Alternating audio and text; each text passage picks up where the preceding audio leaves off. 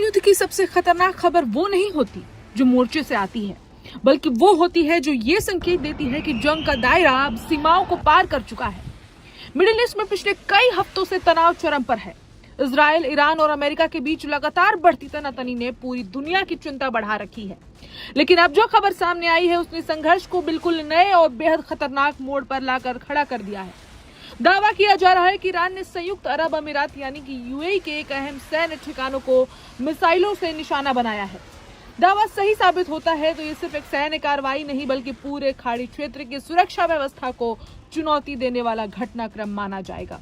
कुछ वीडियोस भी आ रहे हैं। जिस वक्त ये हमला हुआ वो वीडियो देखकर आपका दिल दहल जाएगा। ईरानी मीडिया रिपोर्ट के अनुसार ईरान की एरोस्पेस फोर्स ने अबू धाबी के दक्षिण पश्चिम में स्थित अल सफरान एयरबेस पर हमला किया। ये एयरबेस यूएई के सबसे महत्वपूर्ण सैन्य ठिकानों में गिना जाता है और खाड़ी क्षेत्र में होने वाले कई हवाई अभियानों का प्रमुख केंद्र माना जाता है। तेहरान का दावा है कि हमले में एयरबेस के विमान हैंगरों को निशाना बनाया गया, जहां मिराज 2000 लड़ाकू विमान और विंग लूंग कॉम्बैट ड्रोन तैनात थे। ईरानी पक्ष को कहना है कि हमला किसी विस्तारवादी नीति का हिस्सा नहीं है बल्कि हालिया घटनाओं के जवाब में किया गया संतुलित प्रतिकार है।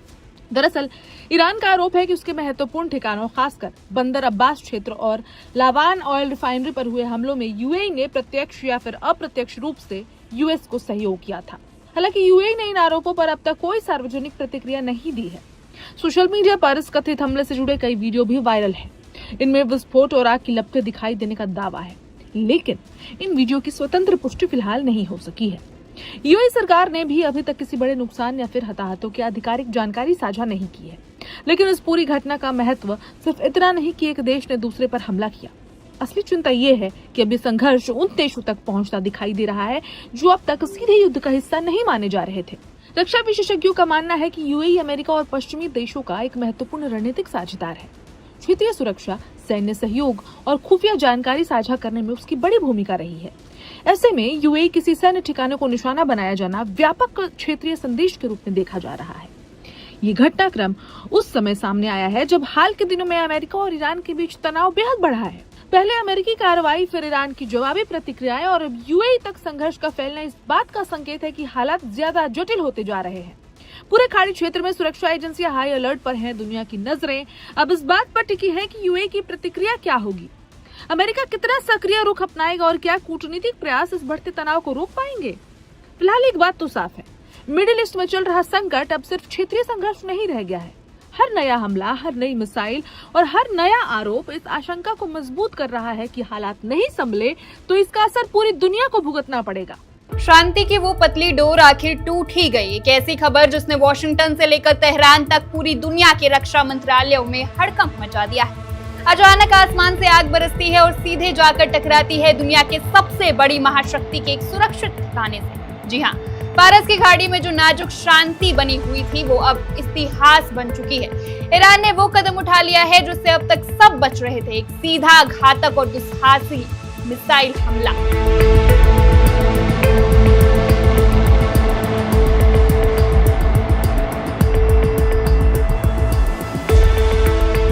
अमेरिकी मीडिया दिग्गज सीबीएस की एक चौंकाने वाली रिपोर्ट सामने आई है। इस रिपोर्ट के मुताबिक कुवैत में मौजूद अमेरिकी सैन्य अड्डे पर ईरान ने अपनी बैलिस्टिक मिसाइलों से सीधा हमला किया है।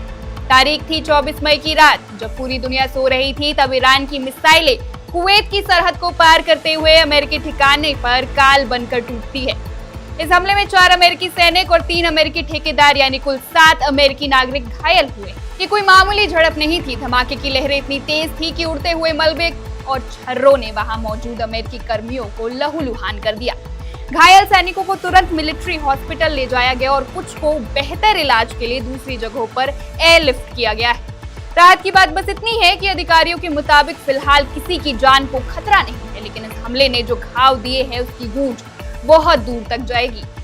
हमले का शिकार बना है अली अल सलेम एयरबेस। उत्तरी कुवैत में स्थित ये बेस कोई आम मिलिट्री कैंप नहीं है। ये खाड़ी क्षेत्र में अमेरिका की रीढ़ की हड्डी है। पूरे मिडिल ईस्ट में अमेरिका जितने भी हवाई ऑपरेशन चलाता है, जितनी भी जासूसी और सर्विलांस मिशन करता है या अपनी सेना को लॉजिस्टिक्स पहुंचाता है, ये बेस उसका सबसे बड़ा एपिसेंटर। कुवैत में अमेरिका के लगभग 13,000 सैनिक तैनात है। कुवैत वॉशिंगटन का एक ऐसा साथी है जिस पर वो आंख बंद करके भरोसा करता है, पर ईरान ने इसी भरोसे वाले गढ़ के भीतर घुसकर अमेरिका की सुरक्षा को चुनौती दी। इस घटना को हल्के में मत लीजिए। मिलिट्री एक्सपर्ट्स इसे बहुत बड़ा टर्निंग पॉइंट मोड़ मान रहे हैं। क्यों? क्योंकि इससे पहले जब भी ईरान या उसके समर्थित गुटों के हमले हुए, वो इराक में हुए, सीरिया में हुए या फिर सऊदी अरब में हुए, ये इतिहास में पहली बार हुआ है जब ईरान ने सीधे किसी जीसीसी यानी खाड़ी सहयोग परिषद देश की धरती पर मौजूद अमेरिकी सैन्य ठिकाने को निशाना बनाया है। ये सीधे तौर पर युद्ध के दायरे को बढ़ाने जैसा है। सैन्य सूत्रों का तो यहाँ तक कहना है कि यह हमला और भी ज्यादा तबाही मचा सकता था। लाशों के ढेर लग सकते थे, लेकिन अमेरिका की अर्ली वार्निंग सिस्टम और एयर डिफेंस नेटवर्क ने समय रहते खतरे को भांप लिया, जिससे हताहतों की संख्या सीमित रही। पर सबसे बड़ा डर ये है कि कड़े सुरक्षा घेरे के बावजूद ईरानी मिसाइल इस बेस को भेदने में कामयाब कैसे हुई। यह हमला ये साबित करता है कि ईरान का मिसाइल भंडार अब पहले से कई ज्यादा एडवांस हो चुका है। उनके पास अब लंबी मारक क्षमता है, अचूक सटीकता है और वो एक साथ कई मिसाइलें दागकर दुनिया के सबसे बेहतरीन डिफेंस सिस्टम को भी पंगु बना सकते हैं। हैरानी की बात देखिए, एक तरफ वॉशिंगटन और तेहरान के बीच पर्दे के पीछे इनडायरेक्ट टॉक्स चल रही है। दोनों पक्ष टेबल पर बैठकर कूटनीति रास्ता निकालने की कोशिश कर रहे हैं, लेकिन जमीन पर बारूद बरस रहा है। ईरान ने साफ चेतावनी दी है कि अगर अमेरिका ने इजराइल की मदद बंद नहीं की या ईरान की सीमाओं के पास अपनी धौंस दिखाई, तो खाड़ी में मौजूद हर एक अमेरिकी सैनिक उनके निशाने पर होगा। फिलहाल पेंटागन और अमेरिकी सेंट्रल कमांड ने इस नुकसान की पूरी जानकारी को सार्वजनिक नहीं किया है, लेकिन तेहरान का संदेश बिल्कुल साफ है। हम बात भी कर सकते हैं और हम बर्बाद भी कर सकते हैं। इस हमले ने अमेरिका में ट्रंप प्रशासन पर दबाव बहुत ज्यादा बढ़ा दिया।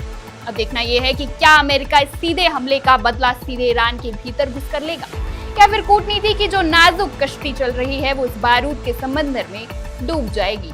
अगर अमेरिका पलटवार करता है तो क्या हम तीसरे विश्व युद्ध की दहलीज पर खड़े हैं? सवाल बड़े हैं और इनके जवाब आने वाले कुछ दिनों में पूरी दुनिया का भूगोल और भविष्य तय करेंगे। खैर, जाते जाते आपके लिए एक सवाल, क्या आपको लगता है कि अमेरिका इस बार चुप बैठेगा या फिर मिडिल ईस्ट में एक ऐसे महायुद्ध की शुरुआत होने वाली है जिसे रोकना किसी के भी बस में नहीं होगा?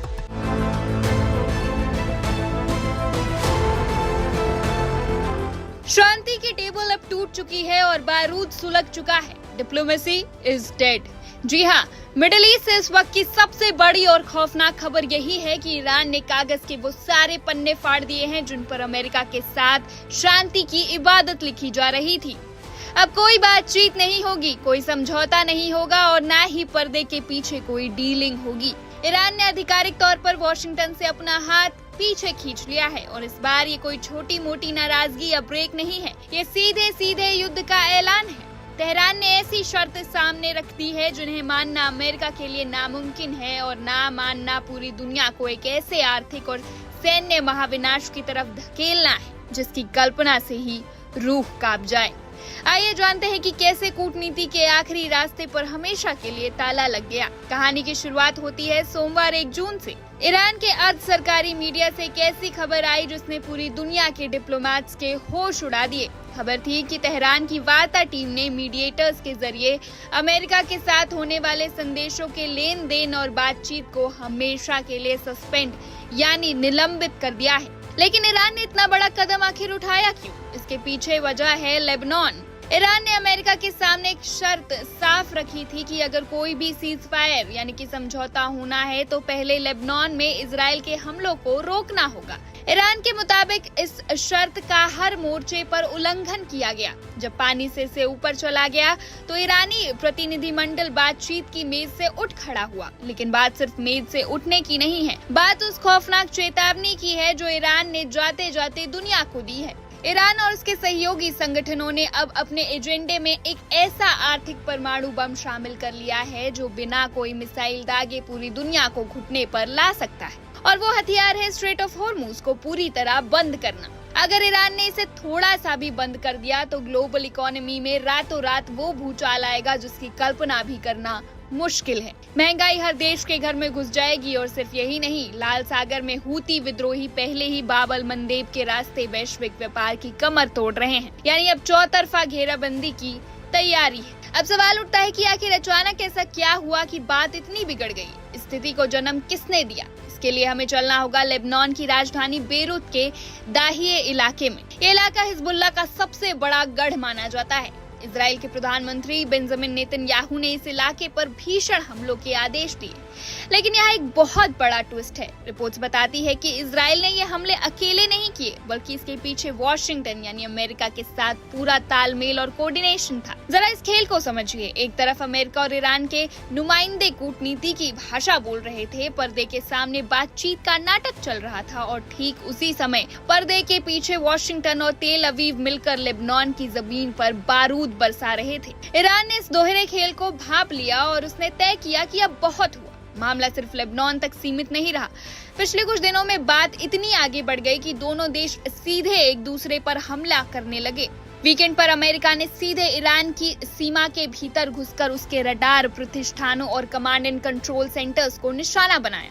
अमेरिकी सेंट्रल कमांड ने सीना ठोककर कहा कि ये ईरानी हरकतों का जवाब था। जवाब में ईरान के Islamic revolutionary guard corps IRGC ने भी पलटवार किया। उन्होंने दावा किया कि उन्होंने उस अमेरिकी एयरबेस को उड़ा दिया जहां से ईरान के टेलीकम्युनिकेशन टावर पर हमला किया गया था। इस बीच कुवैत ने भी कहा कि उसने अपनी जमीन पर होने वाले हमलों को नाकाम किया है। यानी एक तरफ टेबल पर बातचीत चल रही थी और दूसरी तरफ जमीन पर सीधे मिसाइलें दागी जा रही थी।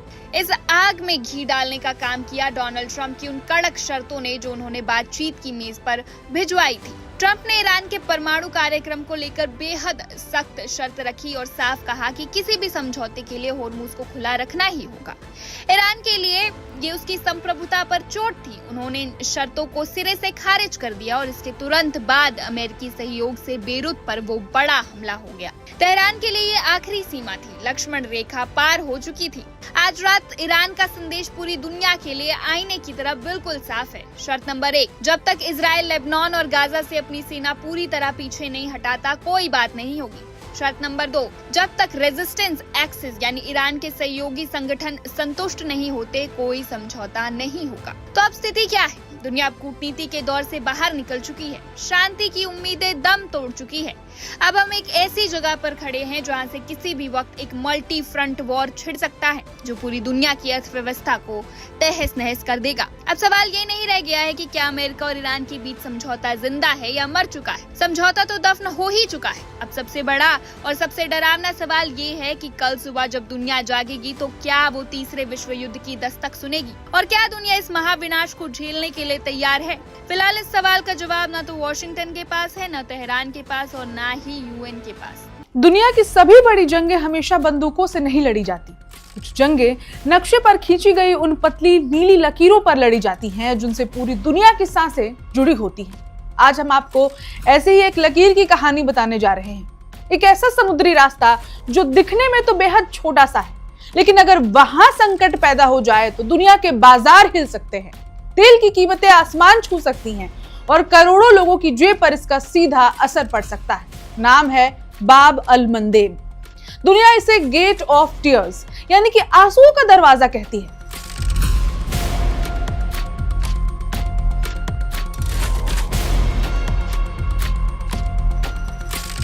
और आज यही दरवाजा अंतरराष्ट्रीय तनाव के केंद्र में आ गया है।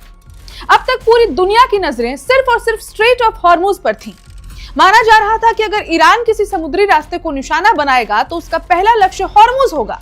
लेकिन अब जिस तरह की खबरें सामने आ रही हैं उसने सुरक्षा विशेषज्ञों से लेकर पूरी दुनिया की चिंता कई गुना बढ़ा दी है, क्योंकि आशंका जताई जा रही है कि बाब अल मंदेब भी इस संघर्ष का नया मोर्चा बन सकता है। पहले समझिए कि ये इतना महत्वपूर्ण क्यों है।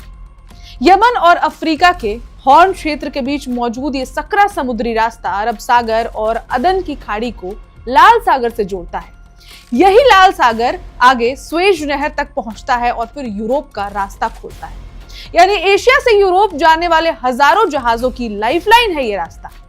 दुनिया के कुल समुद्री व्यापार का लगभग 10 से 12% हिस्सा इसी रास्ते से गुजरता है। तेल, गैस, कंटेनर, कार्गो, खाद्यान्न, इलेक्ट्रॉनिक्स, मशीनें सब कुछ यहीं से जाती हैं। यही वजह है कि जब भी बाब अल मंदेब का नाम किसी संकट से जुड़ता है, दुनिया के बाजारों में बेचैनी कई गुना बढ़ जाती है। लेकिन इस बार खतरा और बड़ा है, क्योंकि ये सिर्फ एक समुद्री रास्ते का मामला नहीं है। कुछ समय से स्ट्रेट ऑफ हॉर्मुज को लेकर भी तनाव बढ़ा हुआ है। ऐसे ही खाड़ी देशों में अपने तेल निर्यात के लिए वैकल्पिक रास्तों पर भरोसा बढ़ाया। सऊदी अरब समेत कई देशों ने लाल सागर के बंदरगाहों का इस्तेमाल बढ़ाया ताकि हॉर्मुज में कोई समस्या आने पर सप्लाई जारी रह सके। यानी बाब अल मंदेब दुनिया का बैकअप प्लान बन गया। और अगर यही बैकअप प्लान अब खतरे में पड़ जाए तो स्थिति कहीं ज्यादा गंभीर हो सकती है। विशेषज्ञों का मानना है कि लाल सागर में सुरक्षा बढ़ने से जहाजों को अफ्रीका के दक्षिणी छोर केप ऑफ गुड होप के रास्ते जाना पड़ सकता है। इससे हजारों किलोमीटर अतिरिक्त यात्रा करनी पड़ेगी। नतीजा क्या होगा? लंबा जर्नी, शिपिंग खर्च बढ़ेगा, बीमा महंगा होगा, सप्लाई चेन प्रभावित होगी और अंत में इसकी कीमत दुनिया भर के आम लोग चुकाएंगे। भारत भी इससे अछूता नहीं रहेगा। कमोबेश भारत अब भी जूझ रहा है तेल संकट से, ईंधन संकट से। भारत की ऊर्जा सुरक्षा और व्यापारिक आपूर्ति का बड़ा हिस्सा इन्हीं समुद्री मार्गों पर निर्भर करता है। अगर तेल महंगा होता है तो उसका असर पेट्रोल, डीजल से लेकर रोजमर्रा की वस्तुओं तक दिखाई पड़ता है। यानी समुद्र में पैदा हुआ संकट सीधे आम आदमी की रसोई तक पहुंच चुका है। यही वजह है कि दुनिया की निगाहें इस वक्त मिडिल ईस्ट पर टिकी हुई हैं, क्योंकि सवाल सिर्फ एक हॉर्मुज का नहीं है। सवाल है कि क्या दुनिया की सबसे अहम व्यापारिक लाइफलाइन सुरक्षित रहेगी या फिर गेट ऑफ टीयर्स सचमुच पूरी दुनिया के लिए आंसुओं का दरवाजा बन जाएगा। Download the One India app now.